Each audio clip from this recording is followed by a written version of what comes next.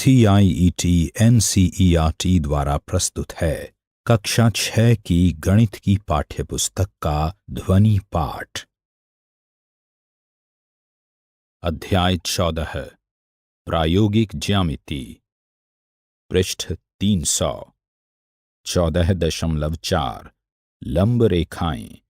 आप जानते हैं कि दो रेखाएं या किरणें या रेखाखंड परस्पर लंब यानी परपेंडिकुलर कही जाती हैं जब वे इस प्रकार प्रतिच्छेद करती हैं कि उनके बीच के कोण समकोण हों।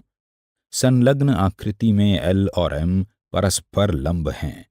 एक फुलस्केप यानी फूल्सकैप कागज या आपकी अभ्यास पुस्तिका के कोने दर्शाते हैं कि दो रेखाएं परस्पर समकोणों पर हैं। पृष्ठ 301। इन्हें कीजिए। आप अपने आसपास और कहाँ लंब रेखाएं देखते हैं? एक कागज का पृष्ठ लीजिए और उसे बीच में से मोड़िए तथा मोड़ का निशान यानी क्रीज बनाइए। इसी कागज को बीच में से अन्य दिशा में मोड़िए, मोड़ का निशान बनाइए और कागज को खोल लीजिए। दोनों मोड़ के निशान एक दूसरे पर परस्पर लंब हैं। 14.4.1 एक दी हुई रेखा पर स्थित एक बिंदु से होकर लंब खींचना। एक रेखा L कागज पर खींची हुई है और P उस पर स्थित एक बिंदु है। P से होकर गुजरता हुआ L पर लंब खींचना सरल है। हम कागज को केवल इस प्रकार मोड़ सकते हैं कि मोड़ के निशान के दोनों ओर वाले L के भाग एक दूसरे को आच्छादित करें। अक्स कागज या कोई पारदर्शक कागज क्रियाकलाप के लिए अच्छा रहेगा। आइए एक कागज लें और उस पर कोई रेखा L खींचें। अब L पर कोई बिंदु P अंकित कर लें। अब कागज को इस प्रकार मोड़िए कि L स्वयं पर परावर्तित हो जाए, अर्थात स्वयं पर गिरे। मोड़ के निशान को इस प्रकार समायोजित कीजिए कि वह P से होकर जाए। कागज को खोल लीजिए। मोड़ का निशान P से होकर जाता हुआ रेखा L पर लंब है। सोचिए, चर्चा कीजिए और लिखिए। आप इसकी जांच कैसे करेंगे कि यह L पर लंब है? ध्यान दीजिए कि यह P से होकर जाता है। एक चुनौती। रूलर और सेट स्क्वायर की सहायता से लंब खींचना एक ऐच्छिक क्रियाकलाप। चरण 1। एक रेखा L और एक बिंदु P दिए हुए हैं। ध्यान दीजिए कि P रेखा L पर स्थित है। चरण 2। रूलर के एक किनारे को रेखा L के अनुदिश रखिए। इसे कस कर पकड़े रहिए। ये चरण साथ दी गई आकृतियों में दर्शाए गए हैं। पृष्ठ 302। चरण 3। एक सेट स्क्वायर को इस प्रकार रेखा L पर रखिए कि उसका समकोण बनाने वाला एक किनारा रूलर के उस किनारे के अनुदिश रहे जो रेखा L के साथ लगा हुआ है, तथा सेट स्क्वायर का समकोण वाला कोना भी रूलर के स्पर्श में रहे। चरण 4। सेट स्क्वायर को रूलर के अनुदिश तब तक सरकाइए जब तक कि उसका समकोण वाला कोना बिंदु P पर न आ जाए। चरण 5। इस स्थिति में सेट स्क्वायर को कस कर पकड़े रहिए। सेट स्क्वायर के समकोण के दूसरे किनारे के अनुदिश रेखाखंड PQ खींचिए। रेखाखंड PQ रेखा L पर लंब है। आप इसको दर्शाने के लिए संकेत इन्वर्टेड T का किस प्रकार प्रयोग करते हैं? बिंदु P पर बने कोण को मापकर इस रचना की जांच कीजिए। क्या हम रूलर के स्थान पर इस रचना में दूसरे सेट स्क्वायर का प्रयोग कर सकते हैं? इसके बारे में सोचिए। रूलर और प्रकार की विधि। ज्यामिति में लंब डालने की जिस विधि को प्राथमिकता दी जाती है वह रूलर प्रकार की विधि है। इस रचना को नीचे दिया जा रहा है। चरण एक, एक रेखा L पर बिंदु P दिया हुआ है। चरण दो, P को केंद्र मानकर और एक सुविधाजनक त्रिज्या लेकर एक चाप लगाइए जो रेखा L को दो बिंदुओं A और B पर प्रतिच्छेद करें। चरण तीन, A और B को केंद्र मानकर और AP से अधिक क की त्रिज्या लेकर दो चापों की रचना कीजिए जो परस्पर Q पर काटें। पृष्ठ 303। चरण चार, PQ को जोड़िए या मिलाइए, तब रेखा PQ ही L पर लंब है।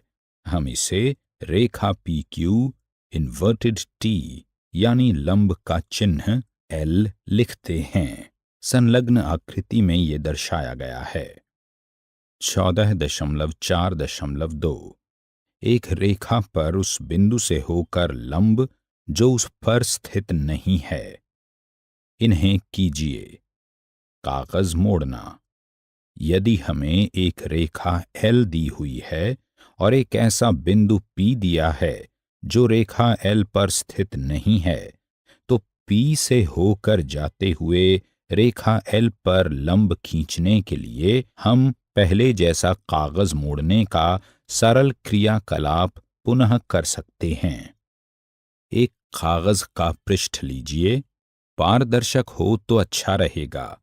उस पर एक रेखा L खींचिए और कोई बिंदु P अंकित कीजिए जो L पर स्थित न हो। कागज को इस प्रकार मोड़िए कि मोड़ का निशान P से होकर जाए तथा रेखा L का एक भाग उसके दूसरे भाग पर पड़े। कागज को खोल लीजिए। मोड़ का निशान L पर लंब है और P से होकर जाता है। ये संलग्न आकृति में दर्शाया गया है। रूलर और सेट स्क्वायर की विधि। एक ऐच्छिक क्रियाकलाप। चरण एक, मान लीजिए L एक रेखा है और P उसके बाहर एक बिंदु है। चरण दो, एक सेट स्क्वायर को L पर इस प्रकार रखिए कि उसके समकोण का एक किनारा L के अनुदिश रहे। चरण तीन, सेट स्क्वायर के समकोण के सम्मुख किनारे के अनुदिश एक रूलर को रखिए। ये चरण संलग्न आकृतियों में दर्शाए गए हैं। पृष्ठ 304। चरण चार, रूलर को कसकर पकड़े रहिए और सेट स्क्वायर को रूलर के अनुदिश तब तक सरकाइए जब तक कि P समकोण बनाने वाले दूसरे किनारे को स्पर्श न करने लगे। चरण पांच, सेट स्क्वायर के इस किनारे को अनुदिश P से होती हुई रेखा खींचिए जो L को M पर काटती है। अब रेखा PM लंब L है। रूलर और प्रकार की विधि। निस्संदेह रूलर और प्रकार प्रयोग करने की विधि ही एक अच्छी विधि है। चरण एक, रेखा L और एक बिंदु P दिया है जो L पर स्थित नहीं है। चरण दो, P को केंद्र मानकर और एक सुविधाजनक त्रिज्या लेकर एक चाप लगाइए जो रेखा L को दो बिंदुओं A और B पर प्रतिच्छेद करे। चरण तीन, समान त्रिज्या का प्रयोग करके A और B को केंद्र मानकर दो चाप खींचिए जो एक दूसरे को बिंदु P के दूसरी तरफ Q पर प्रतिच्छेद करे। चरण चार, PQ को जोड़िए, तब रेखा PQ ही रेखा L पर वांछित लंब है। ये सभी चरण संलग्न आकृतियों में दर्शाए गए हैं। पृष्ठ 305। प्रश्नावली। 14.4। एक रेखाखंड ए बी खींचिए। इस पर कोई बिंदु M अंकित कीजिए। M से होकर रेखाखंड ए बी पर एक लंब रूलर और प्रकार द्वारा खींचिए। 2. एक रेखाखंड PQ खींचिए। कोई बिंदु R लीजिए जो रेखाखंड PQ पर न हो। R से होकर रेखाखंड PQ पर एक लंब खींचिए, रूलर और सेट स्क्वायर द्वारा। 3. एक रेखा L खींचिए और उस पर स्थित एक बिंदु X से होकर रेखा L पर एक लंब रेखाखंड XY खींचिए। अब Y से होकर रेखाखंड XY पर एक लंब रूलर और प्रकार द्वारा खींचिए। 14.4.3 एक रेखाखंड का लंब समद्विभाजक। इन्हें कीजिए। एक कागज को मोड़िए। मान लीजिए रेखाखंड ए बी मोड़ का निशान है। कहीं पर स्याही से एक बिंदु X अंकित कीजिए। रेखाखंड ए बी को दर्पण रेखा यानी मिरर लाइन मानते हुए X का प्रतिबिंब X डैश ज्ञात कीजिए। मान लीजिए रेखाखंड ए बी और रेखाखंड XX डैश परस्पर O पर प्रतिच्छेद करते हैं। क्या OX बराबर OX डैश है? क्यों? इसका अर्थ है कि रेखाखंड ए बी रेखाखंड XX डैश को दो बराबर लंबाइयों के भागों में विभाजित करता है, अर्थात रेखाखंड ए बी रेखाखंड XX डैश का समद्विभाजक है। यह भी ध्यान दीजिए कि कोण AOX और कोण BOX समकोण हैं। क्यों? अतः रेखा ए बी रेखाखंड XX डैश का लंब समद्विभाजक है। आकृति में हम रेखाखंड ए बी का केवल एक हिस्सा ही देखते हैं। दो बिंदुओं को जोड़ने वाले रेखाखंड का लंब समद्विभाजक उनकी सममित अक्ष यानी लाइन ऑफ सिमेट्री भी है। इन्हें कीजिए। पारदर्शक फीता। चरण 1 एक रेखाखंड ए बी खींचिए। चरण 2 एक आयताकार पारदर्शक फीते की एक पट्टी को रेखाखंड ए बी के विकर्णतः इस प्रकार रखें कि इसके किनारे बिंदुओं A और B पर रहें, जैसा कि सामने आकृति में दिखाया गया है। पृष्ठ 306। चरण 3 इसी प्रक्रिया को एक अन्य पट्टी लेकर इस प्रकार दोहराइए कि दूसरी पट्टी विकर्णतः पहली पट्टी को A और B पर काटे। मान लीजिए ये दोनों पट्टियां M और N पर भी काटती हैं।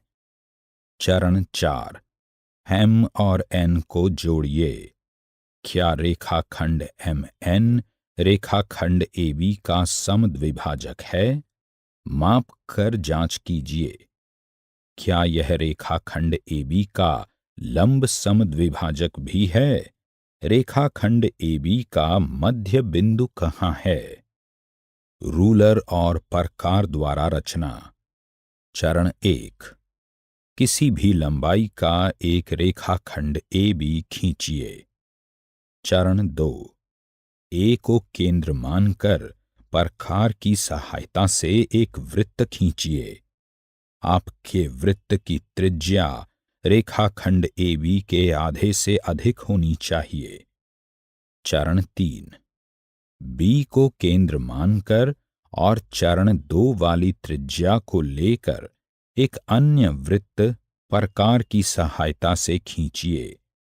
मान लीजिए वह वृत्त पहले वृत्त को बिंदुओं C और D पर प्रतिच्छेद करता है। ये सभी चरण संलग्न आकृतियों में दर्शाए गए हैं। पृष्ठ 307। चरण 4। रेखाखंड CD को मिलाइए। यह रेखाखंड AB को O पर प्रतिच्छेद करता है। अपने डिवाइडर का प्रयोग करके जांच कीजिए कि O रेखाखंड AB का मध्य बिंदु है। साथ ही यह भी जांच कीजिए कि कोण COA और कोण COB समकोण हैं। अतः रेखाखंड CD रेखाखंड AB का लंब समद्विभाजक है। उपरोक्त रचना में हमें रेखाखंड CD को निर्धारित करने के लिए दो बिंदुओं C और D की आवश्यकता थी। क्या इनको ज्ञात करने के लिए पूरे वृत्तों को खींचने की आवश्यकता है? क्या यह पर्याप्त नहीं है कि इन बिंदुओं को ज्ञात करने के लिए इन वृत्तों के दो छोटे चाप ही खींच लिए जाएं? वास्तव में व्यावहारिक रूप से हम यही करते हैं। प्रयास कीजिए। रूलर और प्रकार की रचना के चरण 2 में यदि हम त्रिज्या रेखाखंड AB के आधे से कम लें तो क्या होगा? अभी आप सुन रहे थे कक्षा 6 की गणित की ध्वनि पाठ्य पुस्तक। वाचन स्वर गौरव मारवा। निर्माण सहयोग सौम्या मलिक। निर्माण विमलेश चौधरी तथा प्रस्तुति CIET NCERT नई दिल्ली भारत।